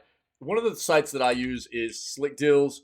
This is a community-driven site where people find deals. They post the deals. If other people think it's a good deal, it'll get a thumbs up. If not, it'll get a thumbs down. People can comment on here. The more thumbs up it gets, the higher of like a front page listing it'll get, stuff like that, you know? So you can find all kinds of categories here are basically any and everything you could think of. But obviously what we would be considering looking at here would be, you know, tech stuff, gaming stuff, and everything. It's a really good site. I highly recommend taking a look at it. It's got a lot of online retailers that are available in a lot of different regions around the world and stuff like that. Nintendo has apparently on their I was talking about this earlier, Dragon's Dogma Dark Arisen for $5 on the Switch. Awesome. You can see there's a lot of like front page deals right here in tech, dude. Monitor arms, half off. The Xbox Series X console at Target for $450 plus a $75 Target gift card. We read an article about this the other day. Controllers are is this their this isn't even their Elite controller. just a colored one. You can see there's all kinds of stuff, man. So this is a good site. There are a lot of other sites. This is what I recommend. Find a site that works for you.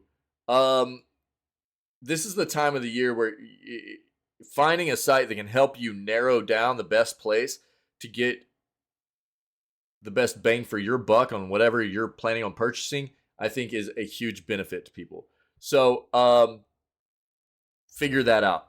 Whether it be something I use or just something you find for yourself, there are a lot of great sources out there to actually that review products and everything too. So if you've narrowed down your budget for a certain thing, if you want monitors or, you know, peripherals, anything like that, headsets, you know, there are a lot of good sites out there that do great reviews for all kinds of different makes and models of tech stuff. And, you know, do your research, make sure you're getting the best for your money. You know what I mean?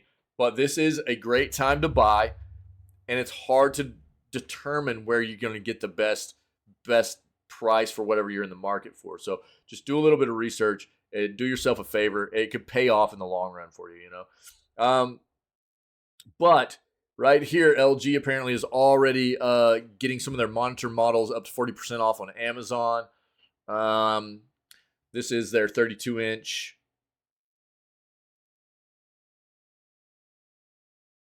$3840 by 2160, 144 hertz, 1 millisecond. What do we got here? G-Sync and FreeSync.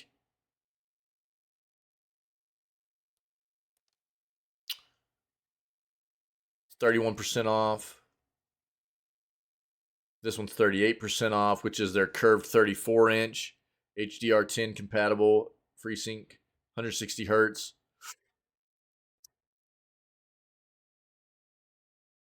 This is their. This one's only $80. You just have to take a look and see if you're in the market for any of this stuff. But apparently LG's already got some sales going on Amazon, so I'll link this for you just in case anybody is in the market. Okay. Okay, dude. We've got a lot to talk about here. With this is gonna kind of be the last part of the news. We've got a good amount of Naughty Dog, The Last of Us 2 content to kind of discuss here, okay? In some different facets of what's happening with Naughty Dog and this particular title. So I've got about 3 different articles up here. They're all going to kind of segue together a little bit. So I'm just going to go ahead and say, like, we're going to dive into all this. We're going to flesh all this out. We're going to talk about it, get some different views and ideas about what this is, what this means, and if anybody has anything else to add that maybe we haven't hit on today, or you're not aware if we've hit on pertinent information previously in video gaming news segments that we've done or whatever, then just hit me up, you know, in chat. Let me know what you've got, and we can look into it before we finish up the news segment for today and go start playing Baldur's Gate 3, okay? But we'll take our time. We'll work through this. We'll talk about this. Shout out to Tinwin. He kind of gave me the first part of this yesterday after the stream, and then we found some more stuff about The Last of Us Part 2 this morning to kind of add to this. So let's dive in here, okay? The Last of Us Part 2 Remastered is launching January of 2024. Now, I already pulled up this morning. I was like, The Last of Us Part 2 Remastered is launching in January, which I pulled up the release date of The Last of Us Part 2, the initial release date of the game originally. That means that this game is getting a remaster at less than being 4 years old.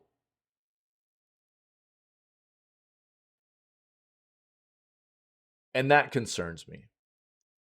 Just before we read into this at all, why? Why is a game like this getting a remaster at less than 4 years old, other than the fact that Naughty Dog is scared? Yeah, I've got that up, Tinwin. I'm going to hit on that next. I've got that up. Thanks, buddy. So,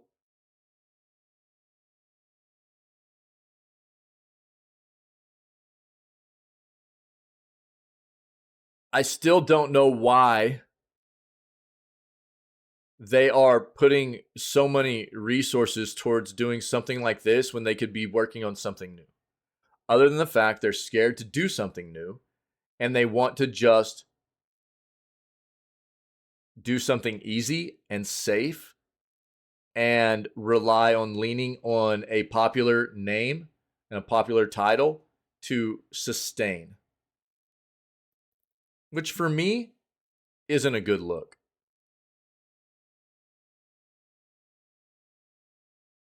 It makes them look weak to me. It makes developers look weak to me when they do this kind of thing. In my opinion, there's no reason why a less like this game specifically, less than 4 years old, should have a remake or a remaster already. That's insane. There's no reason for that, other than the reasons that I just explained. Insider Gaming has learned The Last of Us Part 2 Remastered will launch on January 19th. The news followed today's leak. The Last of Us Part 2 will be coming to PS5. Yeah. According to a reputable data miner and leaker PlayStation Size, the game will indeed be The Last of Us 2 remastered that Insider Gaming can verify. Exactly. Tinwin, that's what I'm saying. In addition, we've been able to obtain the release date of January 19th and the reveal trailer, which you can see below. In addition to the trailer and release date, you can see the full game description below, which I don't really give a crap about. Native PS5 enhancements. Built for the PS5 console. Last of Us Part 2 Remastered enhances the original PS4 game in ways not possible before, including graphical improvements. Visual performance now outputs at 4K and fidelity mode. Improved loading times more quickly let you jump into action. Full DualSense wireless control integration. A roguelike survival mode. New ways to play.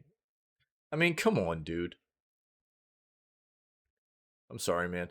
This is the exact so we got two different issues on the same front here, but they're opposite sides of the coin, you know. We've got issues of companies being too scared to do anything new, so they do crap like this and remaster a game. This game just needed to be ported. This didn't need a remaster, dude. Yeah, that's the roguelike stuff. Yeah. I caught a little bit of that. I'm not gonna yeah, that's the roguelike stuff. Timwin, yeah, thanks, buddy. Then we've got the other side of this issue in the industry where, like I talked about before, you've got a company like Rockstar who wants to bring back RDR1, 13 years old, RDR1. They literally don't touch it at all. Let's be fair here. A 13-year-old game, at the very least, if it's going to be brought back to modern platforms, at the very least should be remastered. If not remade. 13 years old. Remastered at least. And they did nothing. Nothing to it. They ported it and then charged people $50 for it. So we've got two completely, and both of these are issues in my opinion. Huge issues that are not really acceptable. It's gross. It's disgusting to watch developers do each of these things. And I don't like seeing this. It's pretty nasty. The next part of this is what Timwin was kind of getting at, which we have the article up, is I guess at least for, you know, the people that already had the game on PS4, you can get it on PS5 for an extra $10, the remastered version, right? So yesterday it was revealed The Last of Us Part 2 will be coming to PS5 as of January 2024. It was mostly a predictable move from Naughty Dog, but now it's been confirmed. Fans of the post-apocalyptic epic are excited about experiencing the story all over again, this time on their shiny new PS5 consoles. There's more good news in store. You can essentially pick up the game for just $10 provided you fulfill one key criteria. Here's your caveat. Through Sony's upgrade path mechanic, it's not the first time that it has been seen. Ghost of Tsushima got the same treatment.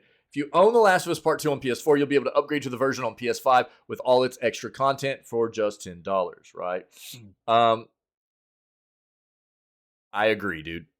I agree with you fully, Tinwin. I agree. If you already owned this game on PS4, there's no reason they shouldn't have just given you this content on PS5. If they were going to do this play, which is, again, I feel pretty disgusting, and just them trying to play it safe and lean on trying to make extra money off of a name, really, then the least they could have done was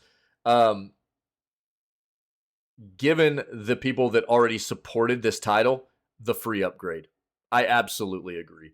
If you own the PS4 version digitally, you just upgrade for $10. If you're a disc-based player, you just upgrade and throw the PS4 disc in your PS5, provided you don't have the digital-only version of the console. It doesn't end there, though, as players will be able to transfer their save data across the Ether, ensuring that they can enjoy New Game Plus right from the start on PS5, losing nothing but gaining so much. Gaining what exactly? Yeah, we talked about this. Should be free. I agree with that. Now, onto this. This is what Tinwin brought to our attention.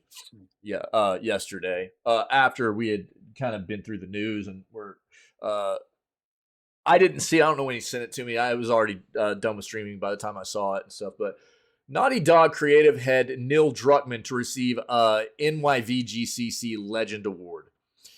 Now, take a look at this. The past winners include people like Phil Spencer, Hideo Kojima, and Reggie Fils-Aimé. I'm sorry, but I don't see Neil Druckmann being in the same light as these people. I'm not saying that maybe he hasn't done some good stuff, but also, I mean, we're also talking about the creative head of Naughty Dog, who we're kind of blasting right now with these previous articles, right? For what they're doing currently, as well as, let's talk about this. One of the most recent things that Naughty Dog did was release The Last of Us Part 1 on PC, and it was a hot piece of garbage. And it doesn't necessarily fall on the development team, but it falls on the management of Naughty Dog, which is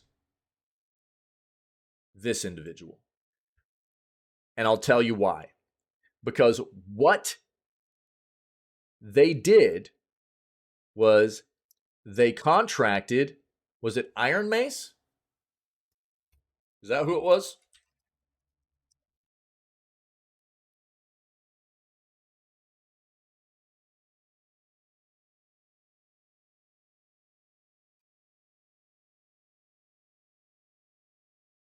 I can probably just look it up.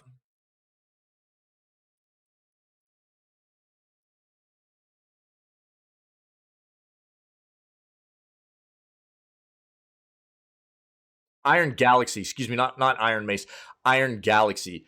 Iron Galaxy is who they contracted. And they contracted Iron Galaxy, as you can see right down here. See this?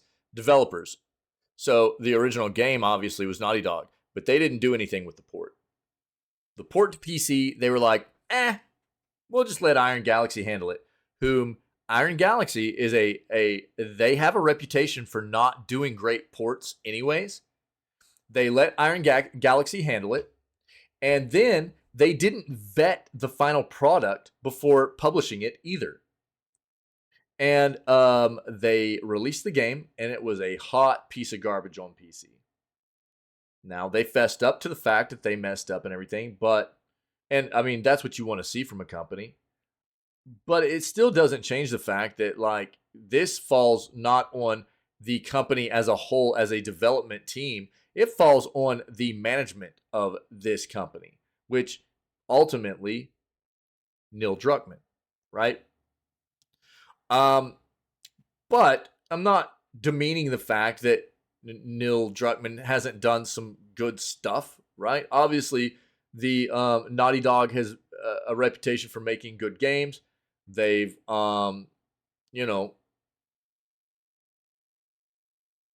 got a substantial portfolio behind him. Yeah, that is respectable, I would say, but would I compare Neil Druckmann to somebody like Hideo Kojima or Phil Spencer? No. Not personally. Oh, for real? That's the only things he did with Naughty Dog? Really? Oh, not 100% sure. Interesting. We might need to look into that.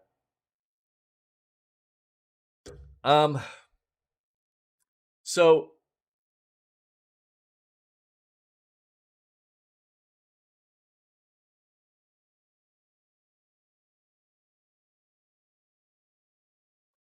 he is a co-president of the company. And that's why people are going to go, well, he's just the creative head, because that's all the title says. He's not just the creative head. He is the co-president of this company too, which is why the stuff I was talking about before falls on this individual for the failings that they've, the stuff that they've done recently that is concerning, as well as not acceptable, with like the PC port and stuff like that. Doesn't feel good. Let's read this. This coming January, Naughty Dog co-president and head of creative Neil Druckmann will be honored by the New York Video Game Critics Circle with the Andrew Yoon Legend Award at the 13th Annual New York Game Awards. The award is intended to recognize those, quote, who have propelled the gaming world forward, celebrating their profound impact on an industry that continues to captivate and connect people worldwide. Past winners have included Xbox head Phil Spencer, Double Fine founder Tim Schafer, Death Stranding creator Hideo Kojima, former Nintendo of America president Reggie Fils-Aimé, and others. Druckmann's recognition comes after 20 years in the industry, all of which he has spent at Naughty Dog. He began as a programming intern in 2004 working on Jak 3, went on to become known for his work on the Uncharted franchise, and most recently, creative leadership on The Last of Us, eventually becoming co-president of the studio. So he's definitely had more to do than just on the Last of Us stuff.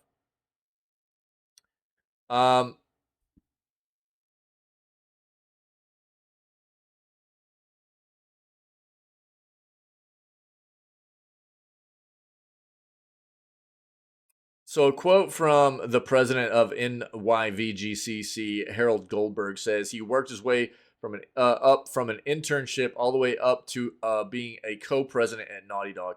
Skill for creating titles that consistently redefine cinematic gameplay and human-centric storytelling not only deserves celebrating, but his efforts to create characters that represent diverse backgrounds and perspectives have enriched content in AAA games. Brilliant work has been lauded with multiple New York Game Awards over the year, and are honored to recognize him as this year's Andrew Yoon Legend Award winner.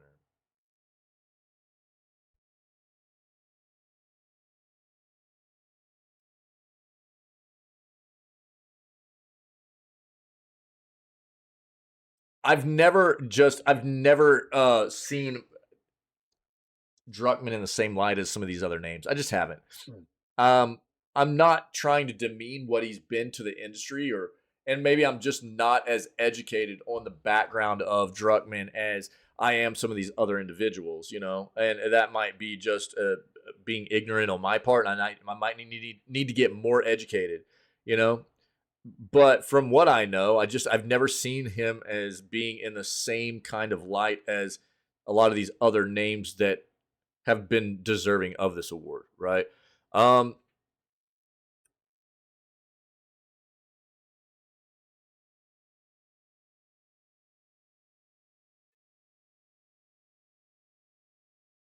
So I don't know, man. This is I'm always when it comes to awards, I don't put a lot of stock in this stuff. I'll be honest with you.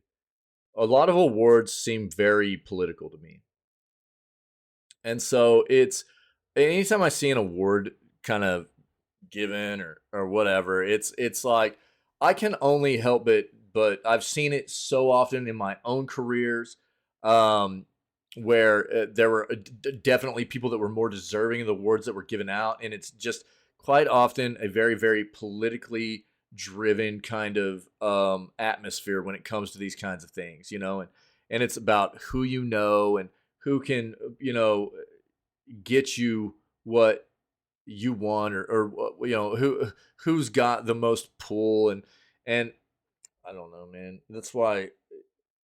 Are there other people that we could probably talk about that might be more deserving of this award? Yeah, probably so.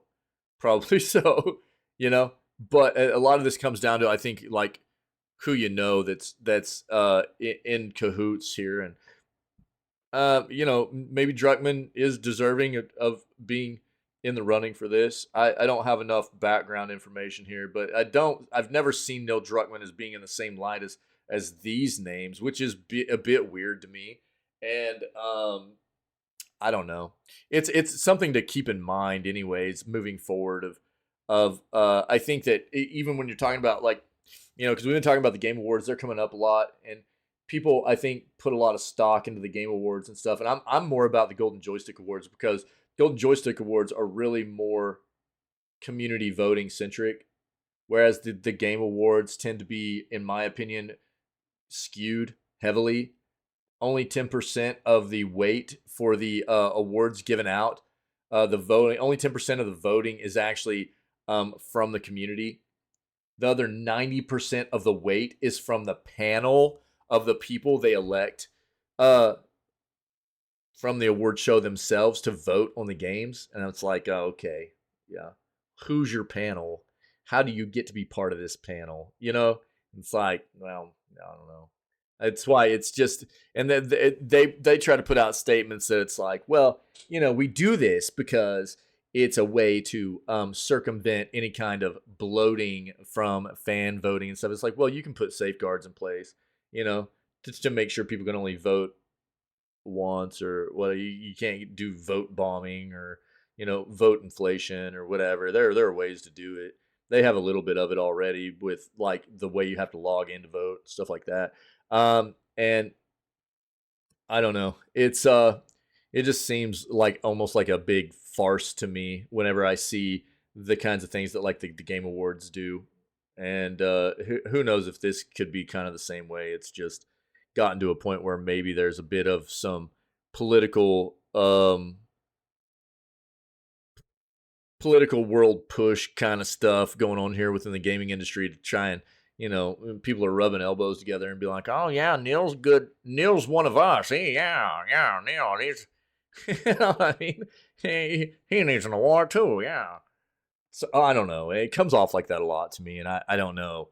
I could totally be wrong, but I see a lot of this kind. I've seen a lot of it in my own careers, in my own life, and I can only, you know, assume that there's an amount of this kind of crap that goes on with awards in the gaming industry too. You know, so I don't know. Everybody's probably going to have their own opinion about Neil and whether or not he deserves to have this award or not. But I don't. I've never seen him in the same light as, like, people like this personally. But I need to, again, I'll be very clear.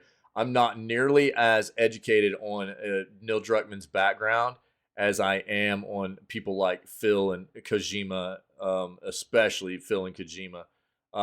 So I don't know. That's probably why I have a little bit of a weird view on this.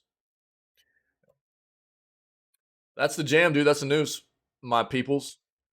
That's the news. I hope everybody's having an amazing. Yo, Timwin, thanks again, dude, for the article there, and dude for posting that Steam key in the Discord yesterday. That was amazing, dude. Thanks very much. So if anybody if anybody grabbed that Steam key, please tell Tinwin thank you if you haven't. That was very, very generous of our buddy, and deserves some thanks for pushing that out if anybody grabbed it. That's the Jam-a-lam, dude. Let's get some tunes popping off here while we segue out of this, start playing some games. Cool. You guys rock. Happy flipping Saturday. I hope everybody's weekend's going well so far. Thanks for the amazing news segment as always. If anybody's been able to hang out, you're not familiar with what we do, or maybe if you're watching this as a VOD later on, this is how we start out all of our streams. We're live 6 days a week normally. Next week's going to be a short week because I've got some holiday stuff going on to spend with family. But normally we're live 6 days a week. Every Wednesday would be a day off. But other than that, we start out at 6 a.m. CST CDT. We always are kicking it off with video gaming news, where we dive into this world that we love so much and just take a look at what's going on in the industry. Try to stay current on releases, maybe games that are shutting down, studios that are having issues or starting up, or acquisitions. I mean, you name it. Anything that can keep us up to date with what's going on in the industry, try to promote a healthier industry. That's a big, important thing for us here. And I don't know, man, if you're enjoying this content, or maybe checking out any of our other content, as we have all the previous video gaming news segments, all of our gameplay playthroughs we've done, finding clips and highlights, all that stuff's on the YouTube channel. All of it's on the Twitch channel. So take a look at it. And if you're enjoying this or any of that other content, then, you know, come hang out with us. We got an amazing community of people that are always part of what we do. Obviously, video games is what brings us together here. But I think what keeps the glue that keeps us sticking together here is the amazing people that are here day in and day out, man. We got a lot of very, very cool people, caring individuals about spreading good vibes, taking care of one another, lifting each other up, being accepting and welcoming, trying to be void of negativity and toxicity, you know, and just having a good time playing games together and stuff, man. So if that's your jam, come be a part of what we do, man. Again, 6 days a week, 6 a.m. CST, CDT, we kick it off, and we're live for roughly 8 to 9 hours a day, man, just hanging out, having a good time. So if that seems like your jam, come be a part of it. We're always looking for more cool, good people to be a part of what we do, man. Other than that, dude, again, happy Saturday. Thank you guys very much for the amazing news segment. I'm going to run us an outro for the news. And as soon as that's over, we will start playing some games. So the stream's not going down. It might look like it, but we're going to start playing in just a moment. Happy Saturday. Get ready for some gaming.